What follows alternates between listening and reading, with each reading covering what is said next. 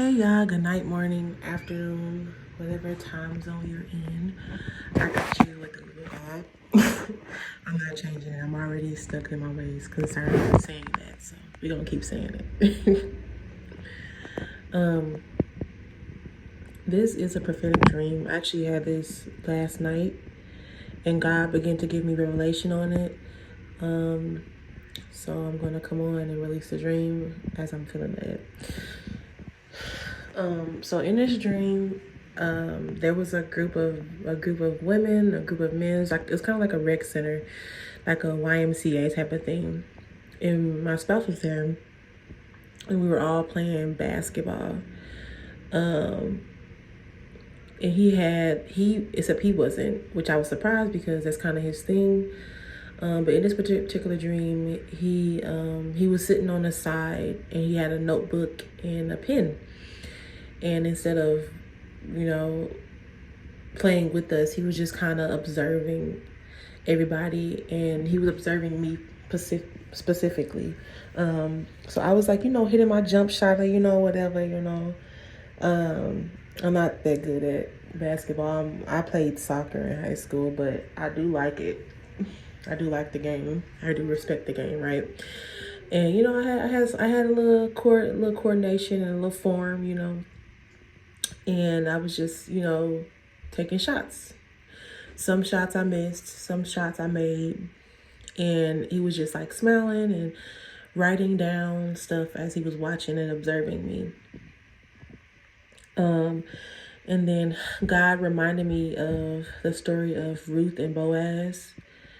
And in the story of Ruth and Boaz, Ruth was just, doing her. Like in the dream, I knew he was there, but I wasn't really tripping off him being there. Like I wasn't like, oh my gosh, my spouse right there. I gotta, I was kind of thinking like, I hope I make this shot. But I was like, if I don't, it is what it is. And even though some of the shots that I missed, I just kind of laughed it off. Like, and that's me in real life. Like my personality, if I miss something or I make a mistake, I'm like, okay, I just laugh it off and I move forward. Like I don't beat myself up no more, And I seen that he was just writing. He was observing me. He kept looking at me. And he was like writing stuff down. And he was just like, making like, it's almost like I was trying out for the team or something, right?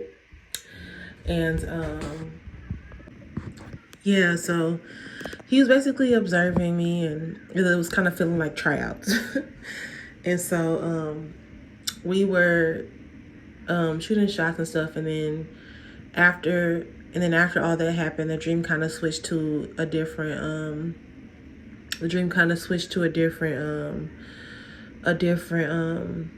scenery. And then that was the part of the dream that God wanted me basically to explain.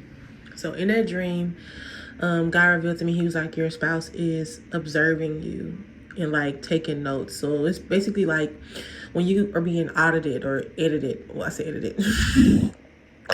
When you are being audited, most of the time, or you're being interviewed, they look at you, they observe you. And God reminded me of the story of Ruth and Boaz. Before Ruth even went to Boaz and laid at his feet, Boaz already knew about her.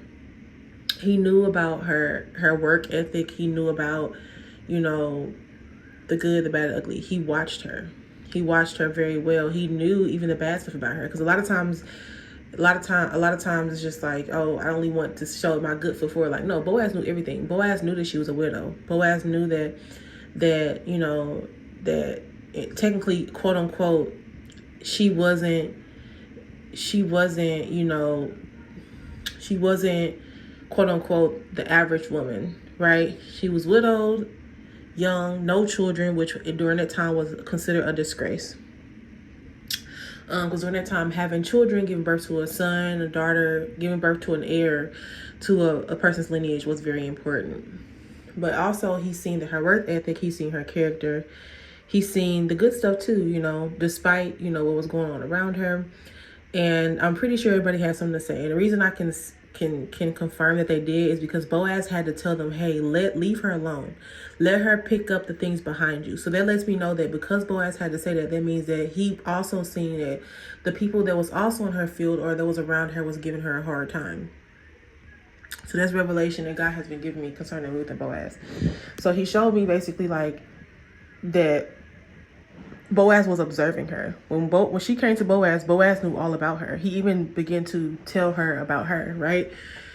And I seen that basically in the dream, he basically was just observing me. He wasn't saying much. He was just smiling and kind of just looking and watching me, which I could tell he was watching me. I would look over at him and he would just smile at me, and he wouldn't say anything. Like, he was just smiling, but he was very observant. And that's actually how he is in real life. Like, my spouse is very like aware of his surroundings. Like, he's looking around. Like, he's a man. Like, men are protectors. So a lot of times most men are looking around, watching their surroundings, you know, because that's embedded in them to be protectors. That's embedded in them to protect. So a lot of times men tend to be more observant of their surroundings, more aware of what's going on. And here I am, just which is me in real life. I'm just shooting free throws, shooting the threes and stuff. Just, you know, just playing basketball. And he's just watching me from the sideline and just taking notes. So this word is very simple, but it means so much. Your spouse is observing you. He's watching you. He's taking notes. He's learning about you. God is revealing you to him. God is revealing you to him. The good, the bad, the ugly. So don't be afraid to be seen by this person. There's a reason why God's allowing him to see everything. This person is going to compliment you in your weaknesses, as well as they're going to help you continue to grow in your strengths. So it's good they know everything. That is the best form of intimacy. That is where love is made. Is in the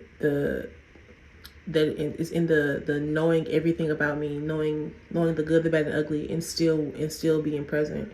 That is the most beautiful thing that could ever happen concerning love. I feel like there is no love unless you have truth. And the truth is, you have to see everything about a person. You have to know their strengths, their weaknesses, their good, the bad, and ugly, and still choose to love them. That is what love is. That is what true intimacy is. That is where years and years of being married to someone is born. But I love you guys. I hope this word was encouraging. Talk to you soon.